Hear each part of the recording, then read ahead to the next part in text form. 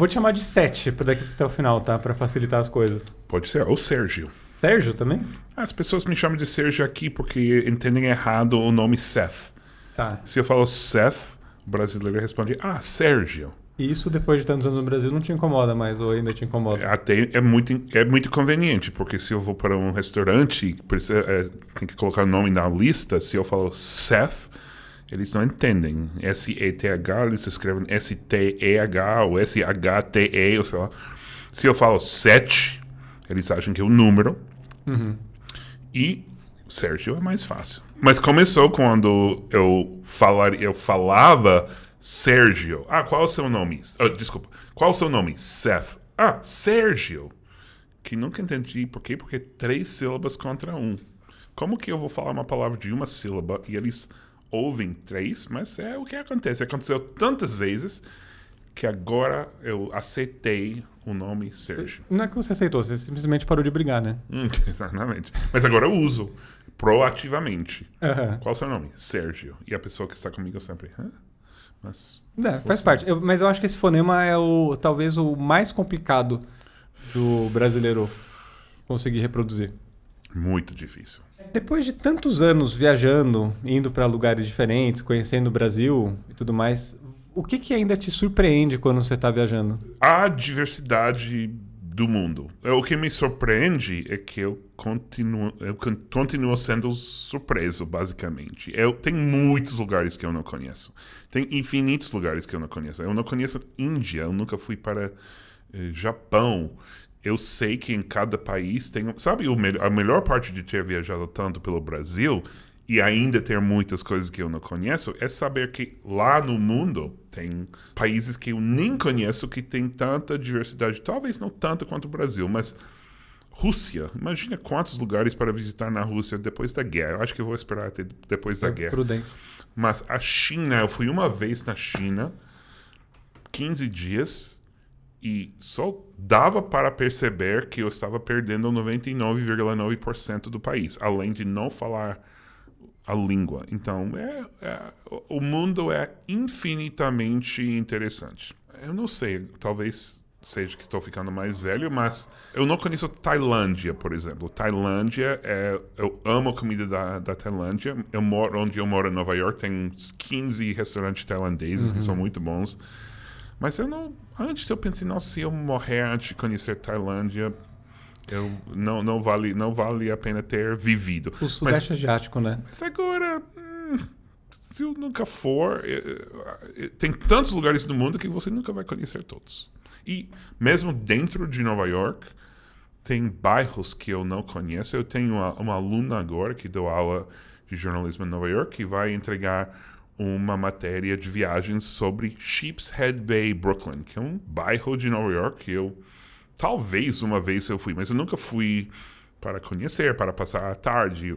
Mas dentro de Nova York, indo de metrô, tem lugares que eu não conheço. Todo mundo é curioso, talvez não, mas muitas pessoas são curiosas de coisas diferentes. Eu estou muito curioso pelas culturas, pelos povos, pelas línguas, pela comida, nem tanto da natureza. Eu gosto da natureza, eu fico muito impressionado com montanhas e sei lá, mas são as pessoas e a cultura humana e a civilizações humanas que me fascinam e eu posso me entreter em quase qualquer lugar, sendo uma atração turística ou sendo uma cidade. Na verdade, quando eu estava fazendo a minha coluna do New York Times, Frugal Traveler, minhas melhores matérias eram as vezes que eu fui para algum lugar desconhecido, sem nada, e descobri que um lugar que não tem nada sempre tem algo.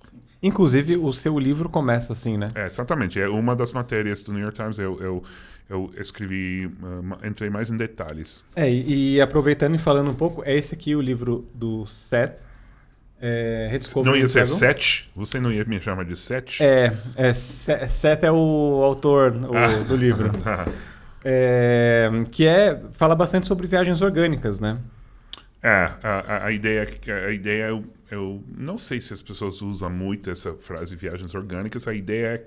Mas eu acho que a gente pode levantar essa hashtag. Exatamente. Então, para mim, quando eu decidi chamar isso de viagens orgânicas, é porque eu pensei na comida orgânica, que é realmente o que antes a gente chamava de comida. Toda comida era orgânica em algum momento da história, né? Agora, a gente inventou outro tipo de comida mais artificial, processado, sei lá, e a gente está voltando a apreciar a comida orgânica. Mesma coisa com as viagens. Quando as pessoas começavam a viajar, antes de ter esse turismo em massa que tem hoje, era muito turismo orgânico. Não existia TripAdvisor. Bom, sempre existia agência de viagens.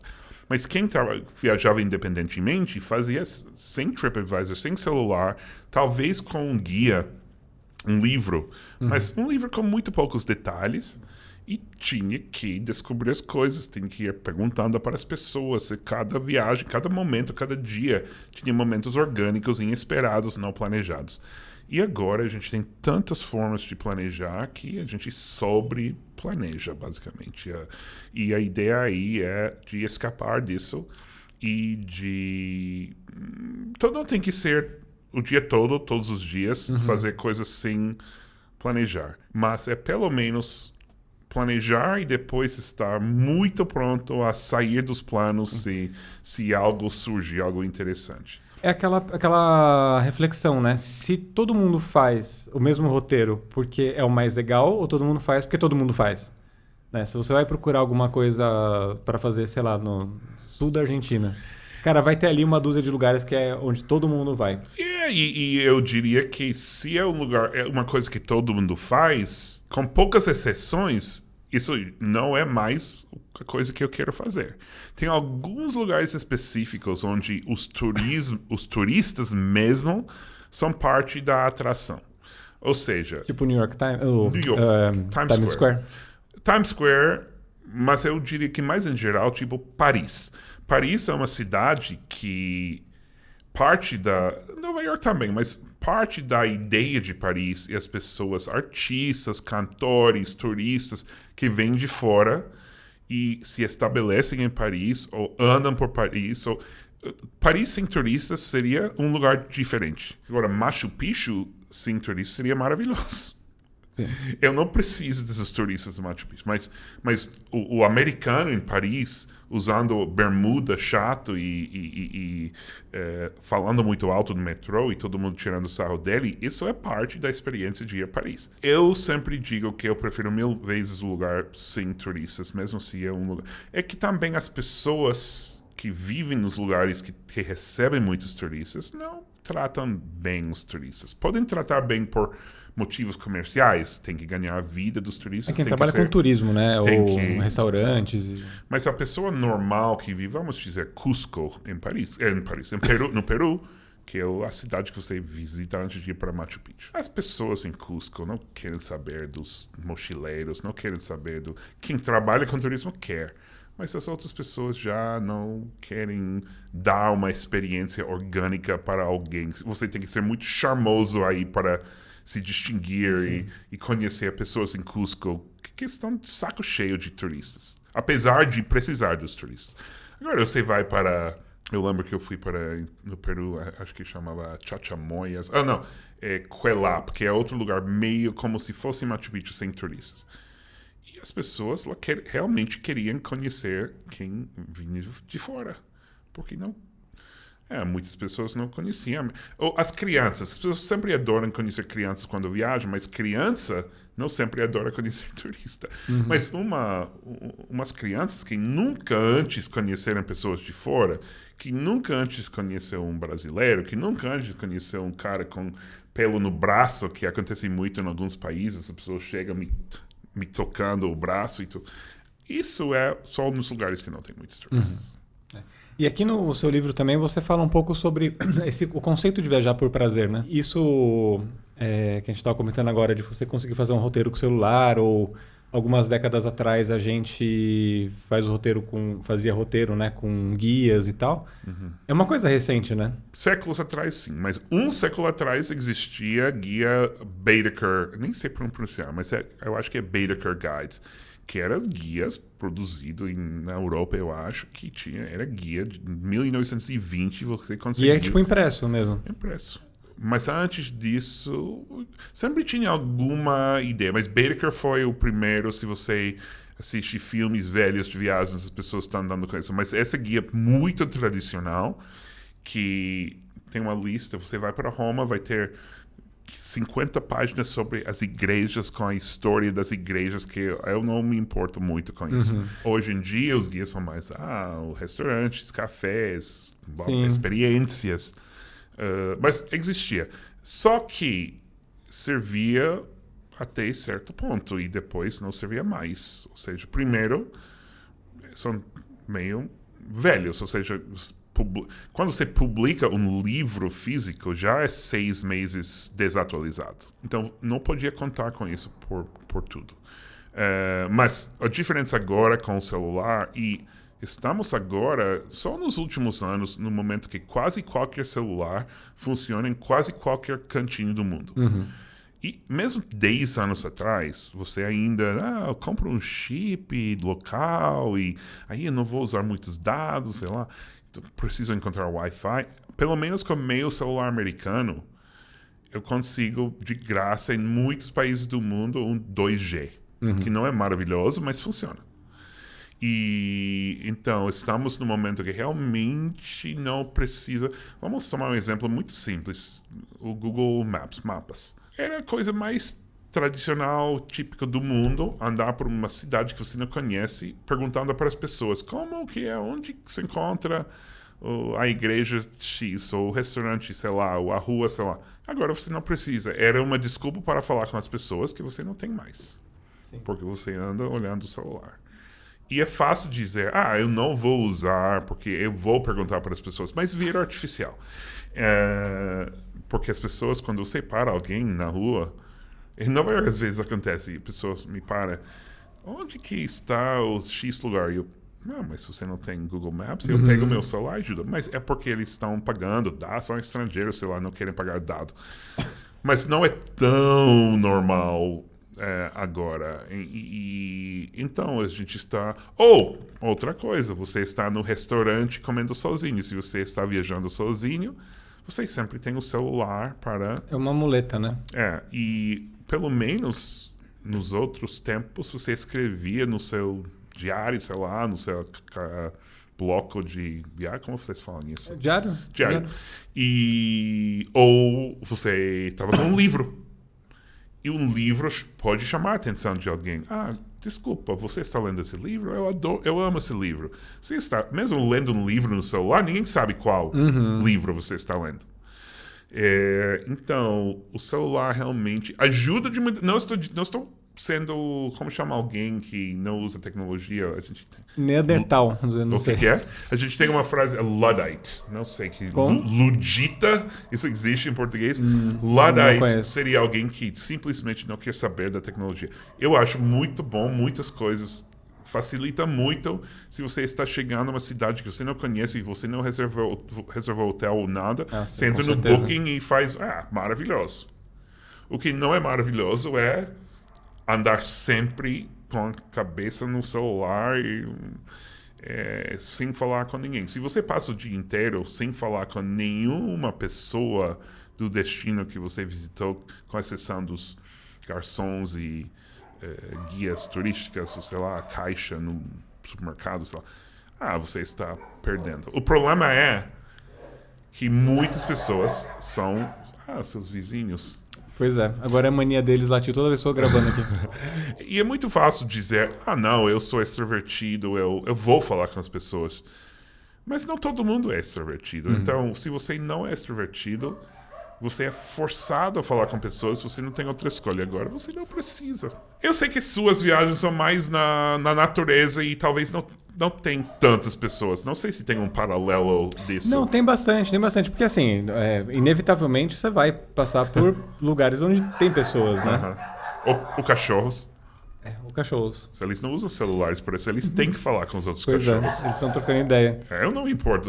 Não, então vamos tocar. Não, o pessoal já tá acostumado aqui com cachorro latino. Isso é uma das coisas que eu mais gosto de fazer. É trocar ideia com as pessoas locais, seja o caixa do mercado, ou alguém que você tá cruzando no caminho numa estrada que não tem ninguém passando, alguém que mora afastado. Mas você provavelmente faz isso naturalmente. Tem outras pessoas que não, que preferem não falar nada, sei lá. E seria uma ótima experiência para eles ter que falar um pouco. Porque podem, é que não fazem... Eu sou muito extrovertido nas viagens. Até às vezes pessoas estão viajando comigo e falam, é você de novo entrar numa loja e batendo papo com a pessoa que eu sempre faço isso, porque eu quero saber de todo mundo. Há quanto tempo já que você tá nessa relação com o Brasil? 15 anos. 15 anos. Até um pouco mais. 17 anos. 15 anos que me mudei para o Brasil por primeira vez. E aí você veio como correspondente do New York Times para escrever sobre turismo. Seria legal se eu pudesse falar correspondente do New York Times, mas eu vim como correspondente de um veículo falecido que chama Global Post, fazendo freelas para o New York Times. O New York Times tem que ter cuidado, porque o correspondente do New York Times em outro país é o trabalho mais prestigioso quase no jornalismo mundial. E não sou eu. Tem um cara aqui, Jack Nickas, que mora no Rio de Janeiro, que é o correspondente do New York Times. Oficial de turismo. Somos colaboradores, né? Eu sou colaborador, eu faço uma coluna de viagens, então eu trabalho com caderno de viagens, mas eu não chego a ser correspondente. E nunca cheguei. E os americanos se interessam pelo Brasil? Não.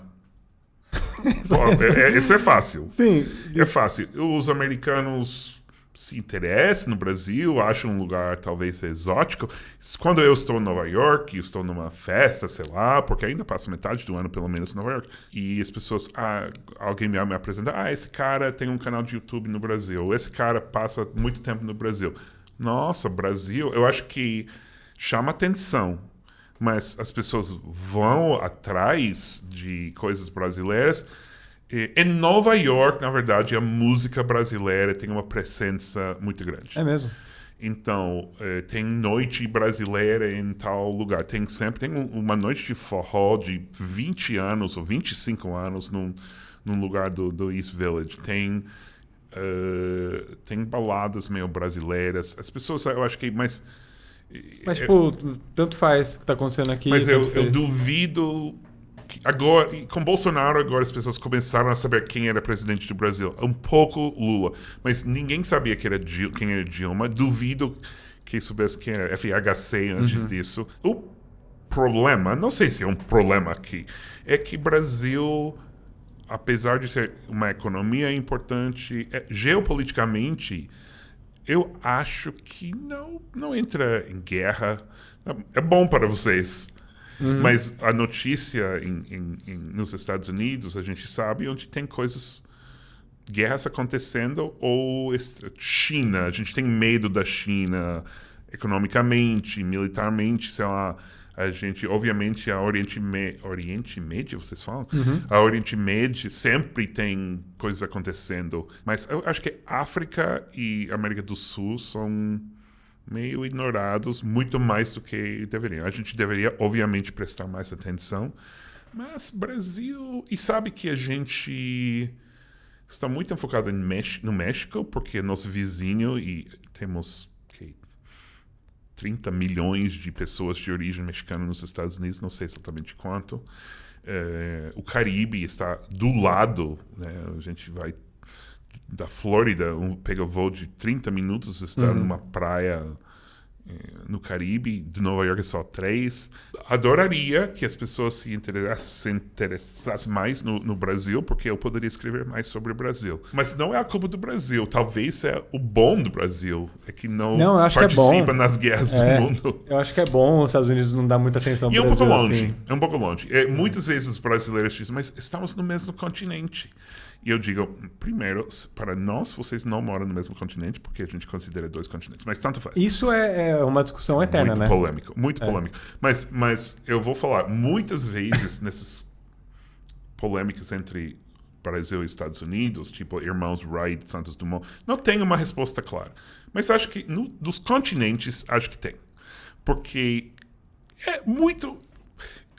O Panamá é onde se divide, é uma área bem estreita aí, que obviamente separa o América do Sul da América do Norte. Sabe que a parte que conecta África e Ásia é mais largo do que o que conecta América do Sul e América do Norte.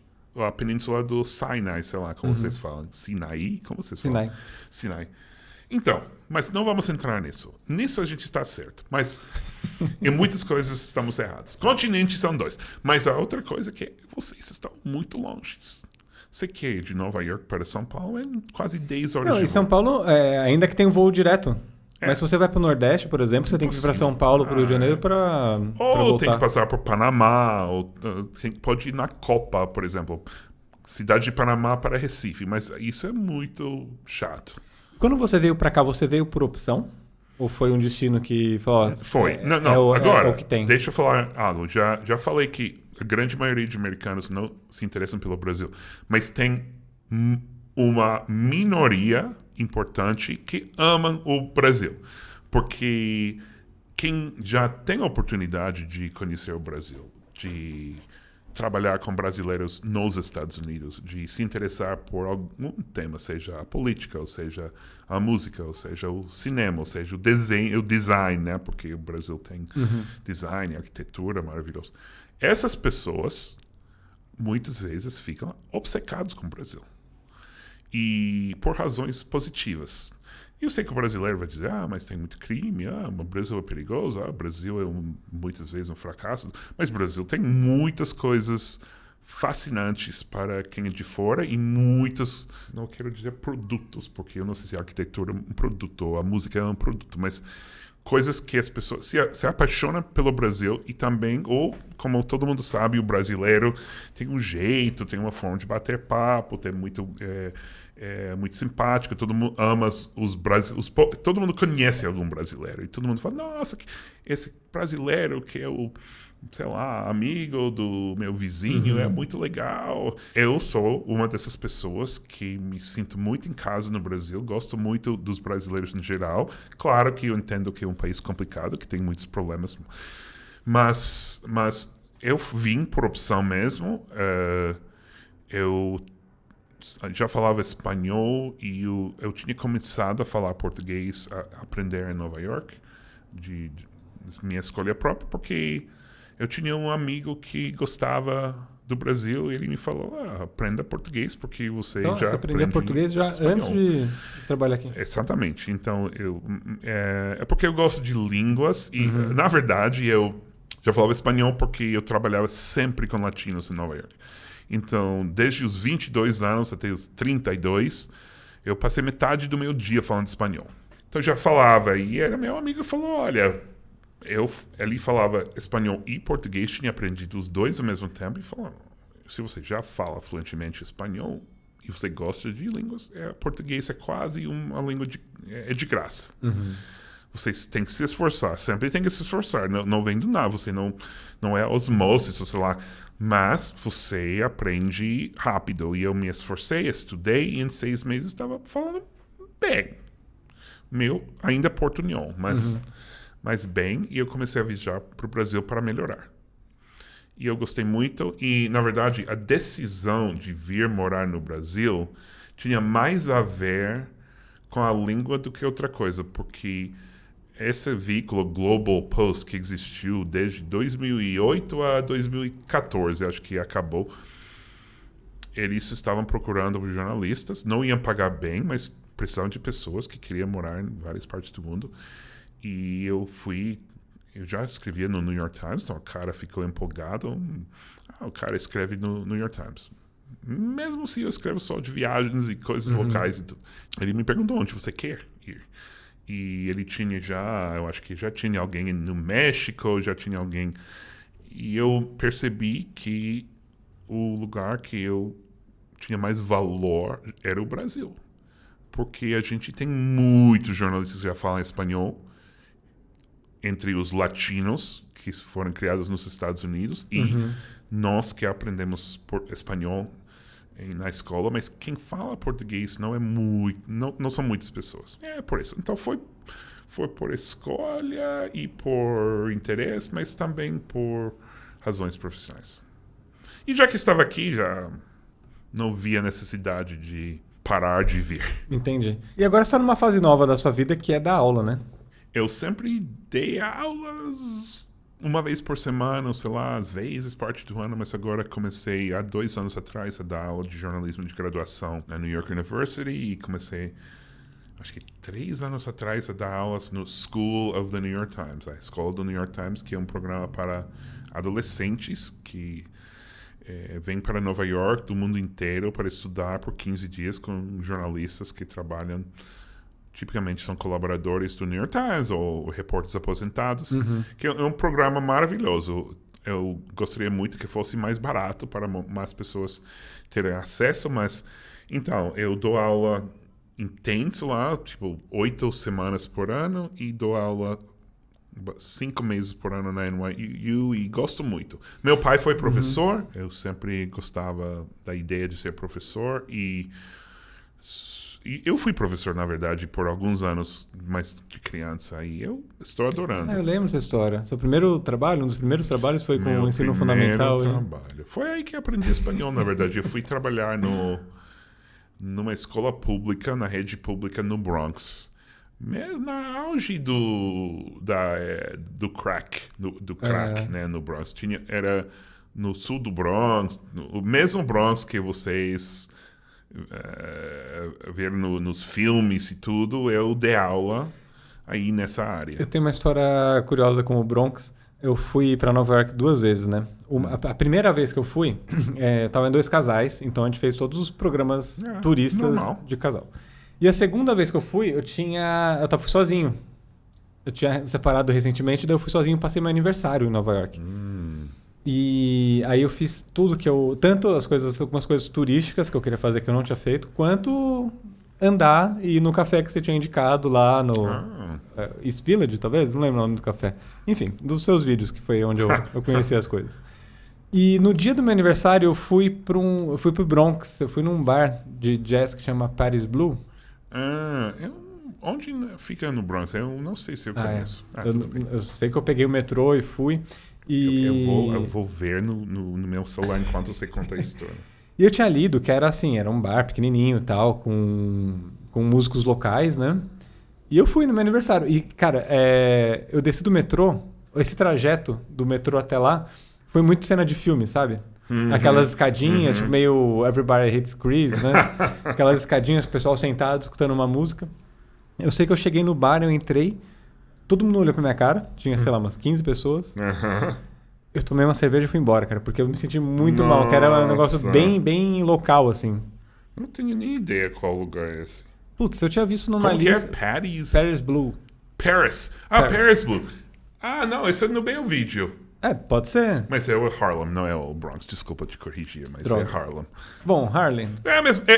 Não é a mesma coisa, mas é a mesma área. Harlem fica encostado no Bronx. Enfim, mas está conectado. Você está no Harlem, você atravessa ponte de pedestre e você está no Bronx. Mas o que foi mais curioso dessa noite... Eu não acredito que te trataram no Paris. Eu acho que você estava imaginando as coisas. Pode ser também, né? Porque, sei lá, estava num país diferente, numa região que não é turística, de noite, né? Mas o que foi mais legal foi justamente isso, pela estranheza de ser um turista numa região que não é turística.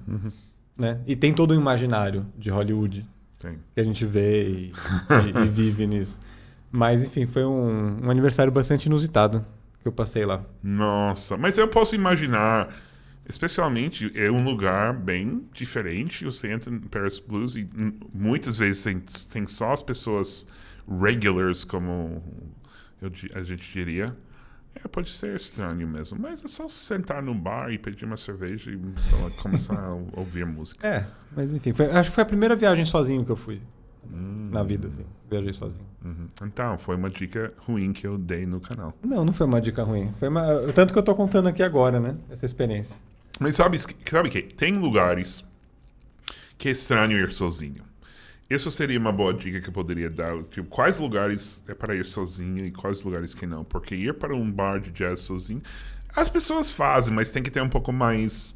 Tem que estar acostumado a fazer essas coisas. Comer em restaurante sozinho eu faço tanto por viajar muito, mas muitas pessoas não gostam. E eu entendo por quê. É estranho. Estranho, mas acho que acostuma.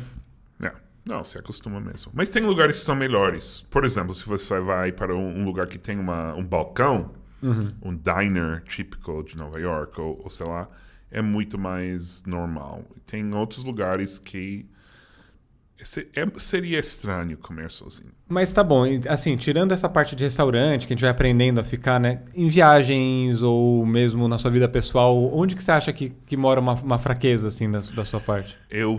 Se eu estou viajando sozinho, cada dia é uma batalha para ter energia, ser extrovertido. Porque mesmo se eu, com os amigos, sou extrovertido, mesmo se nas viagens, num dia bom, eu sou extrovertido, especialmente viajando com amigos ou família. Tinha muitos dias nas viagens que, especialmente, estou viajando de trabalho, que eu trabalho, entre aspas, né? Escrevendo sobre a viagem.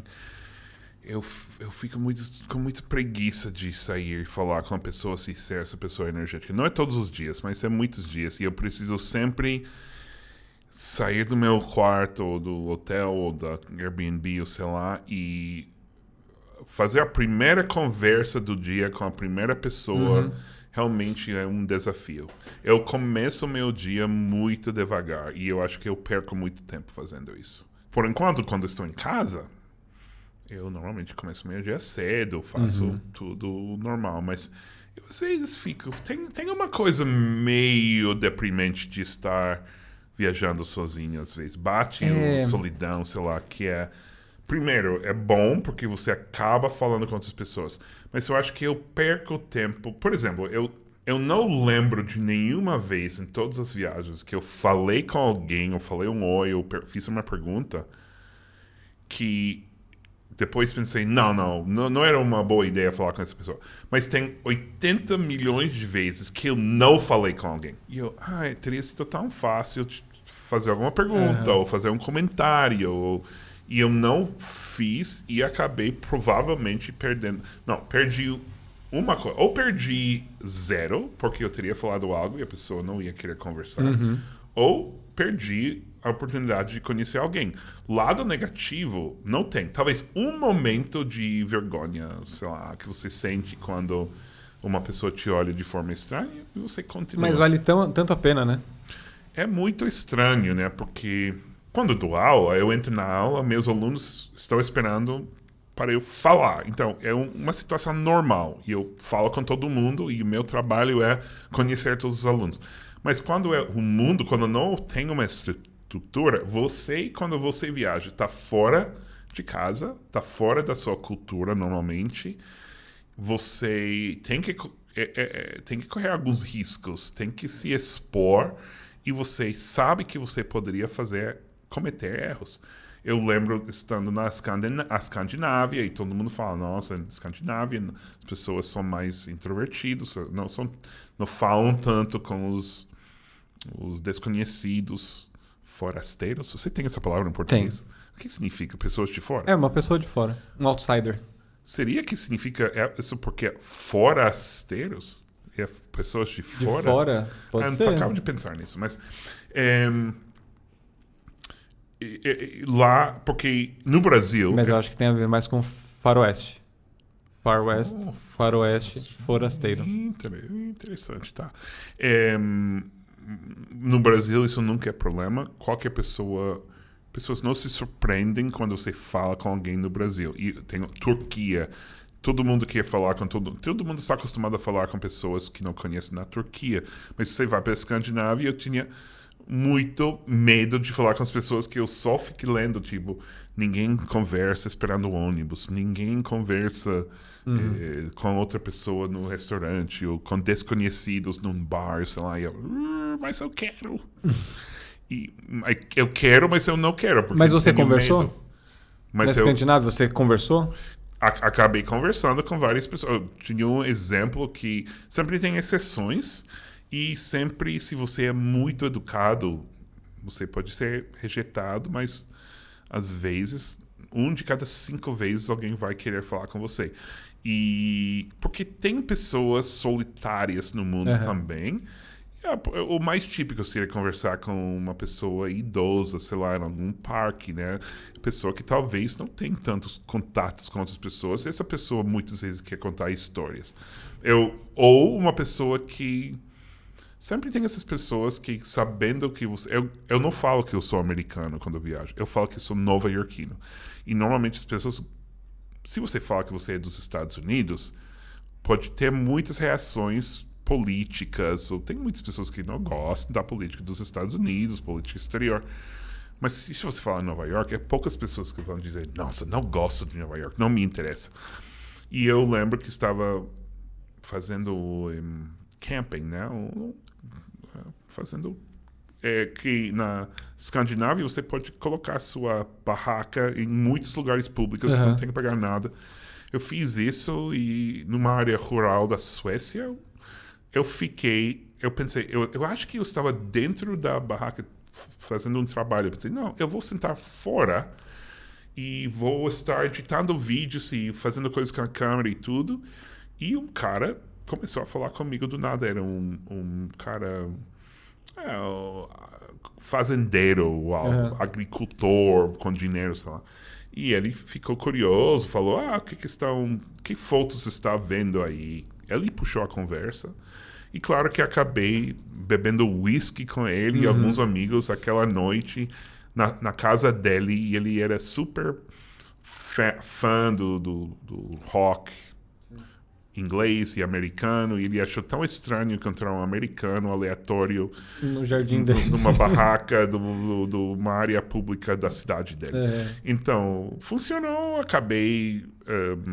escrevendo dele e eu não falo com as pessoas que eu estou fazendo uma matéria, só ao final eu falo, olha, estou aqui, posso incluir essa história da nossa noite no jornal? Eu sou jornalista, desculpa não falar antes, mas eu não gosto de ter situações artificiais que as pessoas gostam de falar comigo só para sair no jornal. Tem que ser orgânico. Tem que ser orgânico, exatamente.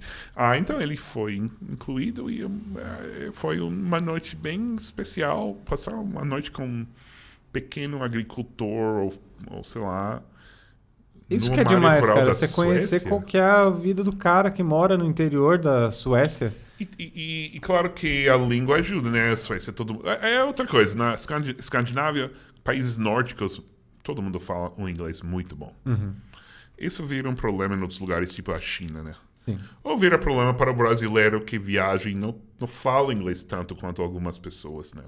Porque o inglês já virou, não sei se felizmente ou infelizmente, a língua oficial do viajante. Ô Seth, agora há pouco você comentou algo do tipo de viajar sozinho, que é mas enfim, eu queria te perguntar, você se dá bem com você mesmo quando você está viajando? Porque, tipo, cara, viajar sozinho é a viagem em si, de você estar em algum lugar, mas é uma viagem interna incrível também. Eu acho que eu tenho uma relação complicada. É um relacionamento complicado que eu tenho comigo mesmo. É um relacionamento abusivo? É abusivo, pode chegar a ser abusivo, mas muitas vezes é muito bom, porque realmente eu sou muito autocrítico. Então, nesses dias que eu fico com preguiça, ou que eu não falo com essa pessoa, ou eu decido que não quero fazer alguma trilha porque eu estou cansado, eu fico frustrado comigo mesmo. E realmente eu preciso me apoiar mais. Mas nos dias que tudo vai bem, é um super high, né? Como você falaria isso? High. Vocês falam high? Não.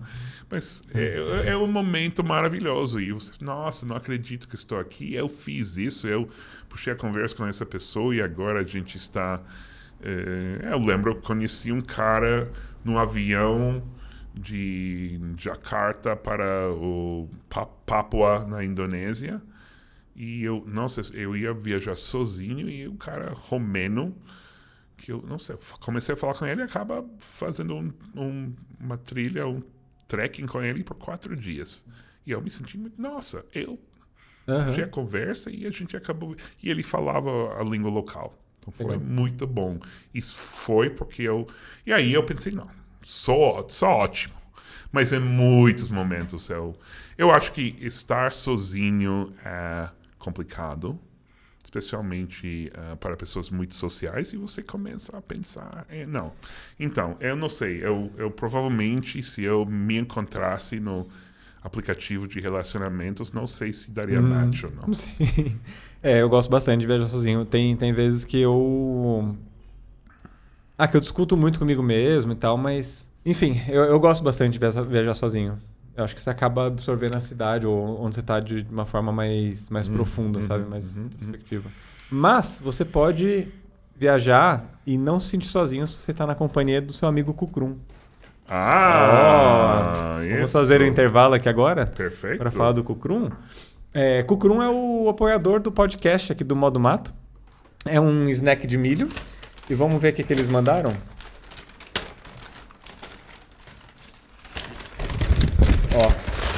Ó, eles estão, nos últimos aí, estão mandando um de cada... não, eles mandaram qual?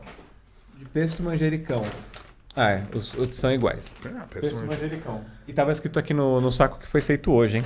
Foi feito hoje. É para os convidados, para levar, ou só para você comer agora e levar. Não, tá. É completo aqui. Kukrum é um snack de milho, né? Os ingredientes são totalmente naturais, não tem nenhum tipo de conservante. É vegano. Para quem é vegano, então isso é uma grande coisa. E para as pessoas que não são veganos. Também. Dá uma chacoalhada pro tempero cair e misturar.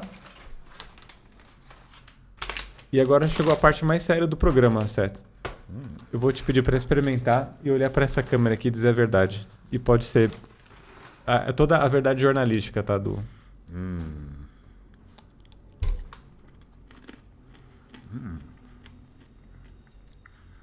Eu gostei muito e parece um snack saudável. Não parece frito. Não parece... Sabe que lembra um pouco? Lembra um pouco um cereal de manhã nos Estados Unidos, só que um pouco mais... Isso seria mais doce e menos saudável. Mas realmente é saudável. Se você olha os ingredientes aqui, é milho, manjericão, sal, fécula de batata, azeite de oliva e castanha de caju. Como está feito? Porque parece como... não é pipoca, mas não é um primo da pipoca. É entre a pipoca e o piruá. Conhece essa palavra? Não. Piruá é aquele milho que fica no fundo da panela quando se faz pipoca. Isso é o piruá. É aquele milho que estourou, mas não estourou. Eu sei. E aí eles conseguiram desenvolver um snack que é isso, né? Não é um milho estourado e não é o milho cru, né? Tanto que o slogan é crocante por fora, macio por dentro. E o Modo Mato tem um cupom de desconto de 30%. O cupom é Modo Mato. E você pode seguir eles aqui nesse Instagram que está aparecendo e também comprar pelo site, que é kukrum.com.br. Uma dúvida, posso comer kukrum enquanto a gente conversa? Pode, fica à vontade. Tá. Bom, voltando aqui pro papo então, Seto. Agora você está numa fase que você vai morar no Brasil por um período maior de tempo durante o ano, certo? Correto.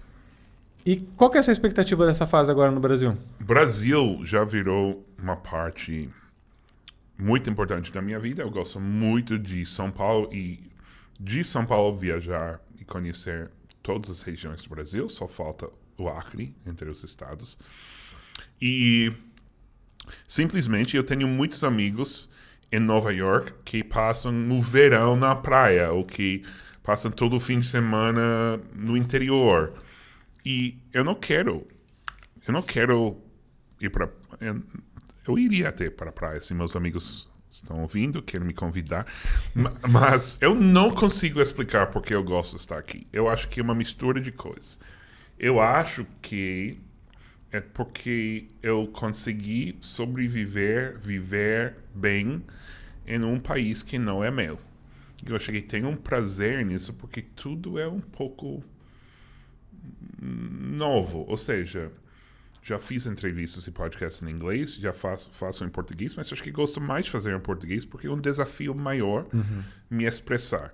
E eu consigo me expressar, me sinto bem, mas eu não consigo me expressar perfeitamente e é um desafio.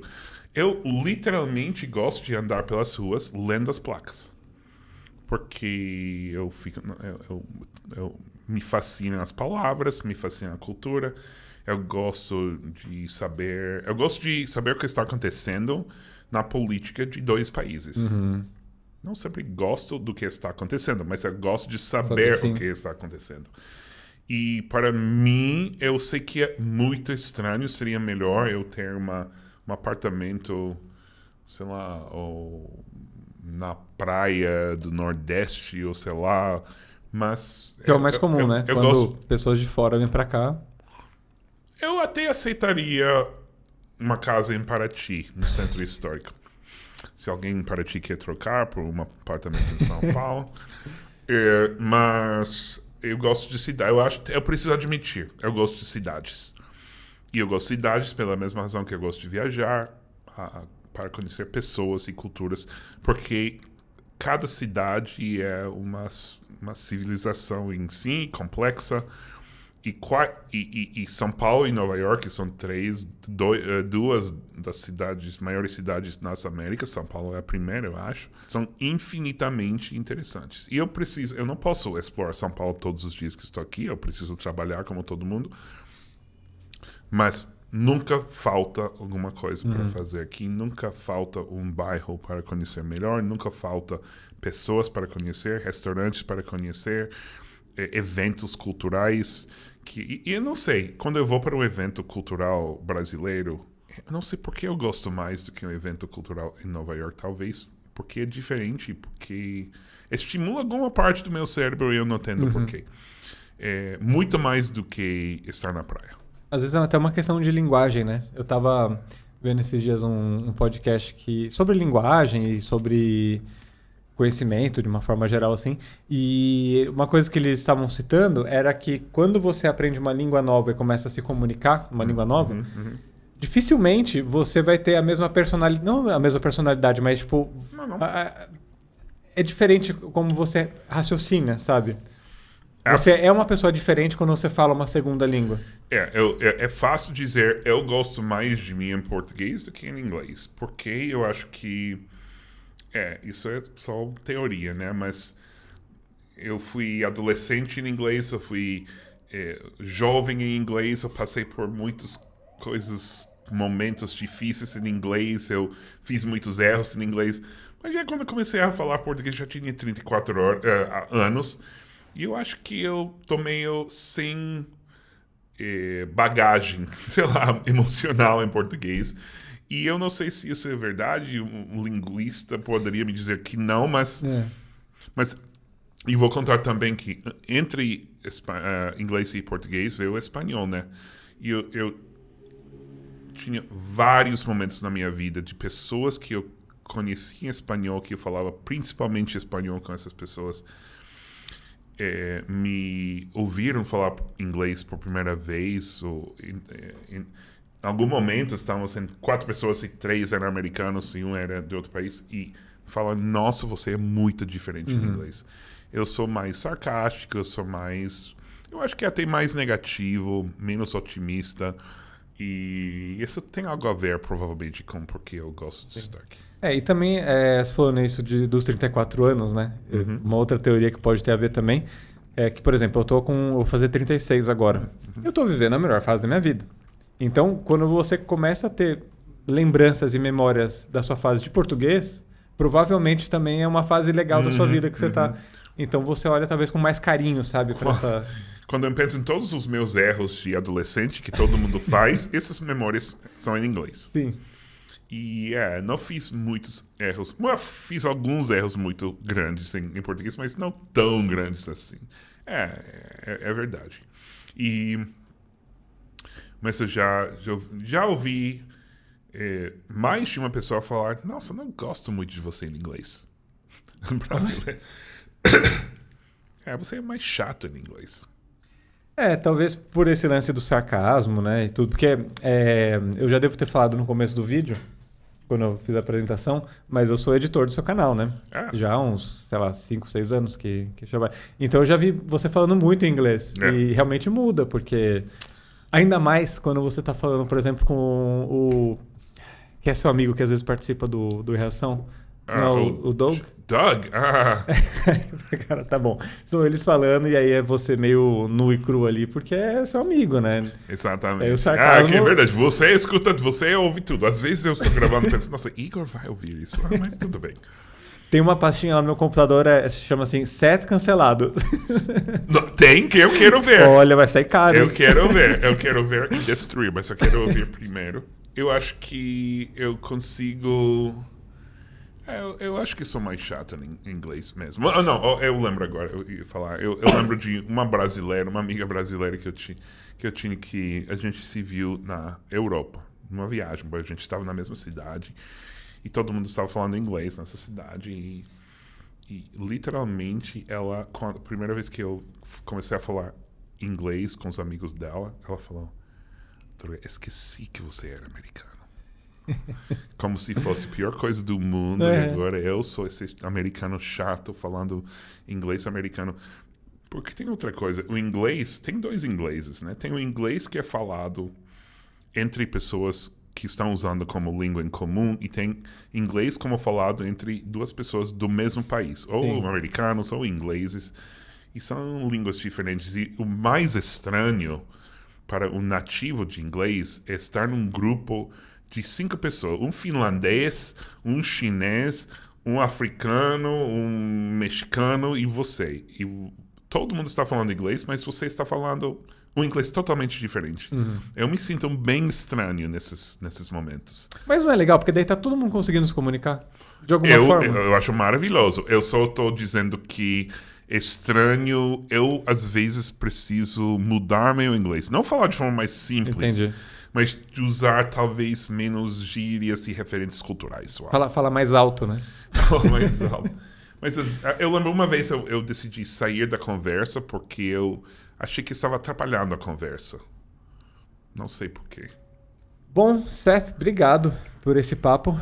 Muito bom. Obrigado. A gente, na verdade, quando eu comecei o canal, eu até te pedi desculpas aqui publicamente. Quando eu comecei o canal, eu fiz o vídeo de introdução, aí logo depois estava aqui no Brasil, eu te chamei para gravar um vídeo, que a gente subiu lá em Atibaia, na Pedra Grande. Só que eu nunca usei esse vídeo porque... algumas questões técnicas do vídeo também, o áudio não ficou muito bom, era uma conversa que a gente estava tendo. Eu nem lembro disso, nem tinha que falar isso, eu tinha esquecido totalmente. Mas não, estava aqui dentro, guardado aqui. E também, cara, foi o segundo vídeo que eu gravei, sabe? Então, outro dia eu peguei pra mexer nesse vídeo e falei, não dá, eu tô muito travado, não tô conseguindo me comunicar. Mas, enfim, que bom que deu certo agora esse... Bom. Esse não sabemos ainda, você não botou no ar ainda, então vamos ver se Sim. esse podcast vai realmente acontecer. Não, esse aqui vai em breve. E, bom, se você não segue o canal do Amigo Gringo, te convido a se inscrever também. Certo?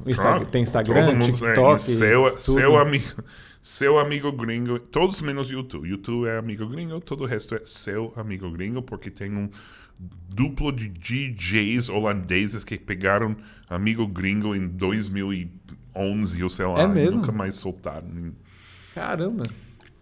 Bom, é isso. Então siga ele e siga aqui também o Modo Mato, você não segue ainda. E, bom, obrigado, Seth. A gente se vê na próxima semana. Tchau, tchau.